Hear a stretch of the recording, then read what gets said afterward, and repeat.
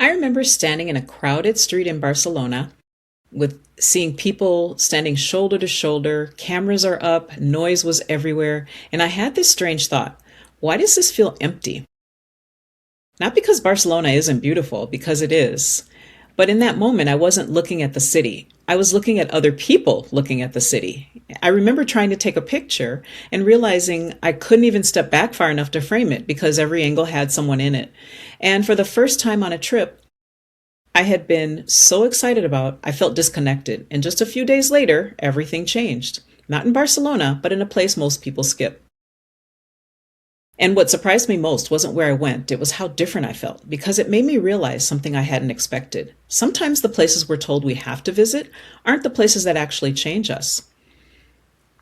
And if you've ever taken a trip that looked perfect on paper, but felt just a little off, like you checked all the boxes, but something was missing, you're going to want to listen to this episode because today we're unpacking something that might completely change how you plan your next trip. Why skipping Barcelona might actually give you a better experience of Spain. And if you're already thinking about Spain, I'd love to help you design a trip that feels the way you want it to, not just look good online.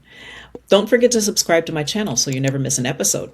You can schedule a consultation with me at Nostalgic Travel using the link in the description.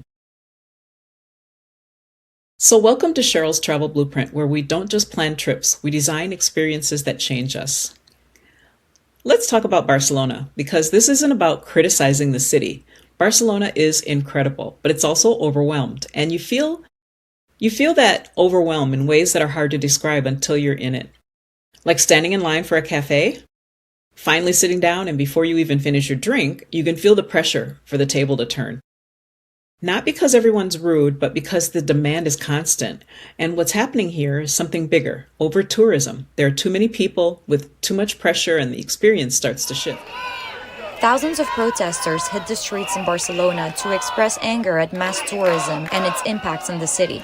Some protesters even sprayed tourists with water guns as part of the demonstration. Protesters called for a reduction in the number of foreign visitors to Barcelona, which they say makes the city unlivable and has had a huge impact on living costs. The last years, the city has turned completely for tourists, and what we want is a city for citizens and not in service of tourists.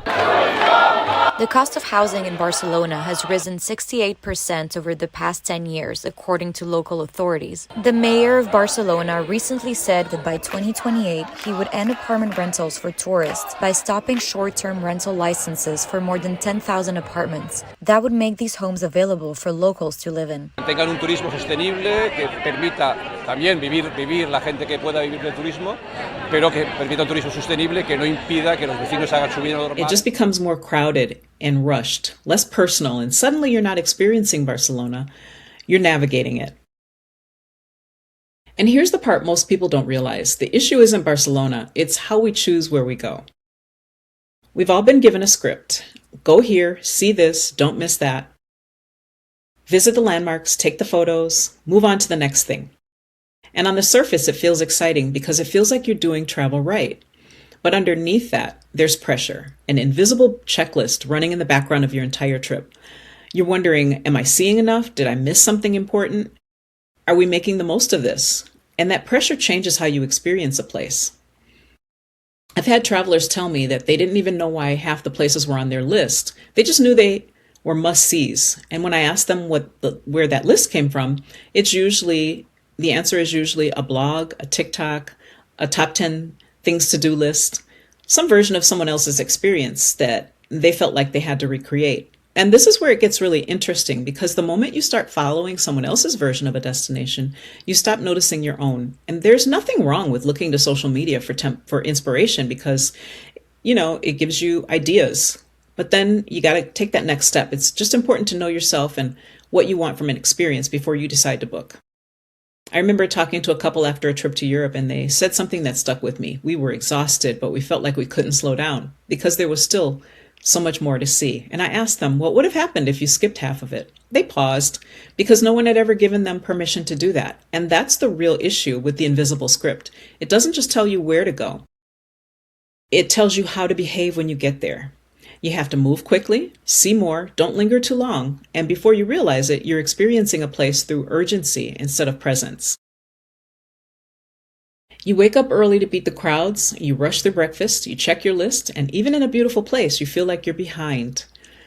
And that's the moment everything clicks. We're not designing trips, we're inheriting them. We're stepping into someone else's idea of what destination should be instead of asking ourselves what we actually want from it. And the shift is simple but powerful. The moment you stop asking yourself, what should I see? And start asking yourself, how do I want to feel? That's when the script breaks, and that's when your trip becomes yours. Standing there in Barcelona with the heat rising off the pavement, hearing constant noise everywhere all at once, and movement of people just always going somewhere. It's energy and it's vibrant, but it's also a lot. And the thing about that kind of environment is you don't always notice what it's doing to you until you step out of it. I remember walking down a main street trying to take it all in, like the architecture, looking at the colors and details, but every few seconds I was trying to move out of someone's way, checking where my bag was, trying not to bump into people, and I realized I wasn't experiencing the city, I was just navigating it. And that creates this subtle tension because even though you're in a beautiful place, your body doesn't feel relaxed. Your mind is constantly scanning, thinking, where am I going next? How long is the line? Are we behind schedule? And that pressure builds quietly. At one point, I remember checking the time, not because I had somewhere important to be, but because I felt like I should be moving on. Like staying too long in one place meant I was missing something else. And that's when I stepped into a side street, not intentionally, just instinctively. And the sound dropped almost immediately because there was no crowd or urgency, just the echo of footsteps and a few people walking and talking in the distance. And I stopped, not because I planned to, but because I finally could. And I remember thinking, why does this feel better than the main attraction? And that question stayed with me because nothing about that side street was more impressive. There was no landmark or line to get into anything. There was no reason it should have felt more meaningful. And yet it did. And I started to notice something else. In the quieter space, I was paying attention differently. I noticed the details on the buildings, the way the light hit the walls, the rhythm of people just going about their day. And for the first time since arriving, I wasn't thinking about what was next. I was just there. And it made me realize something I hadn't been able to put into words before. It wasn't the city that was overwhelming. It was the pace I was experiencing it at. Because Barcelona itself isn't the problem. It's how most of us move through it. Fast, focused, and trying to fit everything in. And when you combine that pace with a place that's already full of energy, it amplifies everything. And that's when the shift begins, not in a different country, not even in a completely different type of place, but in a simple realization that maybe the experience I was looking for wasn't going to happen in the middle of the crowd. And once that thought enters your mind, you start to look at everything differently. You start to wonder, what would this trip feel like if I chose places where I didn't have to fight for the experience? And that's where the question started to shift. What if the experience I was looking for wasn't in the places everyone else was going? Let's talk about Valencia, because Valencia quietly gives you everything people think they're going to get from Barcelona. It has beautiful architecture, a coastline, incredible food, but the feeling is completely different. I remember sitting at an outdoor cafe there, watching locals, having lunch. Nobody was rushing or checking the time, and I realized no one here was trying to see it all. They were just living. And as a traveler, you start to mirror that. You slow down without even trying. And here's what's fascinating. The experience you're chasing in a crowded city often lives in a quieter one. Then there's Figueres, home to the Dalí Theater Museum. This is a place like no other. I remember walking into one of the rooms and just standing there, not trying to understand it, but just experiencing it. There was no one rushing me or a crowd pushing behind me, and that's when it hit me. This is what connection feels like. Places like Valencia, Figueres, Granada, Córdoba, San Sebastián, they're not trying to perform for tourism. And because of that, they feel more real. I've had travelers come back and say, we barely took any photos, but we remember everything. And this is where everything changed for me. That place I mentioned earlier, it was Granada. Quiet streets, no pressure, no checklist, just a quieter place, not empty, just not overwhelming. I remember arriving and noticing something almost immediately. No urgency or pressure to move faster. There was no feeling like I needed to compete for space. And it wasn't dramatic, it was subtle, but it was enough to make me pause and think, why does this already feel different? Granada doesn't demand your attention the way a city like Barcelona does. It invites it. And that's what a completely different experience feels like. I remember one night in particular sitting in a small plaza with no plan or itinerary. I didn't have a next stop. I was just sitting, listening to the sound of conversation around me and glasses clinking, music in the distance. For the first time on that trip, I wasn't thinking about what I hadn't seen yet. I wasn't thinking about what I should be doing. I wasn't really thinking about anything at all. I was just there. And it's hard to explain if you haven't felt it, but something shifts in that moment because when you remove the pressure and the noise and stop trying to keep up with an invisible script, you start to come back to yourself. I remember sitting there and realizing this feeling of calm and clarity is what I thought I was going to feel throughout the entire trip, but I didn't feel it until I slowed down long enough to let it happen. And that's where everything clicked. It wasn't about the destination or the landmark or checking the box. It was about the environment I had put myself in. Because Granada gave me something that Barcelona couldn't in that moment. It gave me space to notice and feel and to reflect. And when you have that kind of space, travel stops being something you consume and becomes something you experience. I remember looking around that plaza and nothing about it would have made a top 10 list because there was no famous landmark, there were no lines to get into anything, there was no headline moment, but it's one of the clearest memories I have from that entire trip because I wasn't rushing through it. I was inside that experience, and that's the difference. This is the part of travel we don't talk about enough. We think that the most meaningful moments will come from the most famous places, but they don't. They come from the moments where you finally stop trying to keep up, where you're not performing your trip, you're just living it. And those moments don't feel loud. They feel quiet, but they stay with you. Even now, when I think back on that trip, I don't immediately think about the crowded streets or the landmarks. I think about that night, that feeling and that stillness, because that's the moment that changed how I see travel. Not as something to accomplish, but as something to experience.